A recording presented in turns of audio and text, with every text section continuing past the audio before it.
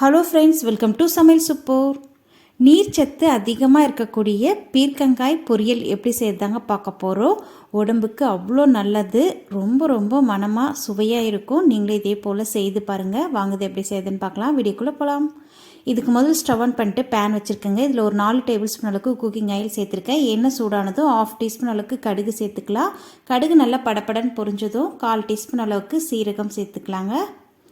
சீரகம் சேர்த்துட்டு அடுத்ததாக 1/2 டேபிள் ஸ்பூன் அளவுக்கு உளுத்தம்பருப்பு, 1/2 டேபிள் ஸ்பூன் அளவுக்கு கடலைப்பருப்பு சேர்த்துட்டு ஒரு 5 பச்சை மிளகாய் 2 கீறி வச்சுருக்கேன், அதையும் சேர்த்துட்டு கூடவே ஒரே ஒரு காய்ந்த மிளகாய் 4-5 கிள்ளி இருக்குங்க, அதையும் சேர்த்துட்டு நல்லா வறுத்துக்கலாம். பருப்பு நல்லா செவந்து வந்ததுக்கப்புறம் ஒரே ஒரு பெரிய வெங்காயம் பொடியாக கட் பண்ணி வச்சுருந்தேன், அதையும் சேர்த்துட்டு வதக்கிக்கலாம். வெங்காயம் வதங்கி வரட்டும். பாதி அளவு வதங்கினா போதும், ரொம்ப நேரம் வதக்கணும்னு அவசியம் இல்லை. வெங்காயம் வதங்கினதுக்கப்புறம் கூடவே 1/4 டீஸ்பூன் அளவுக்கு பெருங்காயத்தூள் சேர்த்துருக்கேன். அடுத்ததாக 1/4 கிலோ அளவுக்கு பீர்க்கங்காய் இந்த மாதிரி பொடியாக கட் பண்ணி வச்சுருக்கேங்க, அதே இதில் சேர்த்துக்கலாம். கூடவே 1/4 டீஸ்பூன் அளவுக்கு மஞ்சத்தூள், தேவையான அளவுக்கு கல்லுப்பு சேர்த்துட்டு ஒரு 2-3 நிமிஷத்துக்கு நல்லா வதக்கிக்கலாம். காய் நல்லா வதங்கி வரணும். பாருங்கள், பாசிப்பருப்பு தனியாக நான் வேக வச்சு எடுத்து வச்சுருக்கேங்க. ரொம்ப வேக தேவையில்லை, பாதி அளவுக்கு வெந்தால் போதும். 1/4 கப் அளவுக்கு பாசிப்பருப்பு தனியாக அடுப்பில் கிண்ணத்தில் வேக வச்சு வச்சுருக்கேன். அதை லாஸ்ட்டாக தான் சேர்க்க போகிறோம். பாருங்கள், இப்போ நல்லா இதை வதக்கிக்கலாம். ஒரு 2-3 நிமிஷத்துக்கு வதக்கும் போது அந்த காய் நல்லா வாசமாக ஆகிடும், வதங்கி வந்துடும். இதை அப்படியே சிம்மில் வச்சு வேக வச்சுக்கலாங்க. அடுத்து ஒரு 3 நிமிஷத்துக்கெல்லாம் நல்லா வெந்துடும்.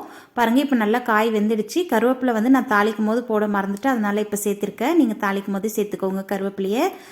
காய் பீர்க்கங்காய் நல்லா வெந்து வந்துடுச்சு. இப்போ நம்ம வேக வச்சு வச்சுருக்க பாசிப்பருப்பு வேக வச்சு வச்சுருக்கோம் இல்லையா, அதையும் சேர்த்துட்டு கூடவே தேங்காய் திருவல் 1/4 கப் அளவுக்கு திருவி வச்சுருக்க அருவாமனையில் அதையும் இதில் சேர்த்துக்கலாம். பாசிப்பருப்பும் தேங்காவும் இந்த மாதிரி கடைசியாக சேர்க்கும் போது ருசி நல்லா இருக்குங்க. அதே மாதிரி பீர்க்கங்காயில் சுத்தமாக தண்ணி சேர்க்காமல் வேக வச்சுக்கோங்க, அப்போ தான் ருசி பலமாக இருக்கும். ஏற்கனவே பீர்க்கங்காயில் ஈரத்தன்மை இருக்கிறதுனால மீடியம் ஃப்ளேமில் வச்சிங்கன்னா காய் நல்லா வெந்து வந்துடும். அதுக்கப்புறம் நீங்கள் பாசிப்பருப்பும் தேங்காவும் நல்லா கலந்து விட்டுட்டு இறக்கிக்கலாம். அவ்வளோதாங்க, சுவையான பீர்க்கங்காய் பொரியல் ரெடி ஆகிடுச்சு. ரொம்ப ரொம்ப சுவையாக இருக்கும். வீடியோ பிடிச்சிருந்தா லைக் பண்ண மறந்துடாதீங்க. ஃப்ரெண்ட்ஸ் அண்ட் ரிலேட்டிவ்க்கு ஷேர் பண்ணிக்கோங்க. நம்ம சமையல் சூப்பர் சேனலை சப்ஸ்கிரைப் பண்ணவும் மறந்துடாதீங்க.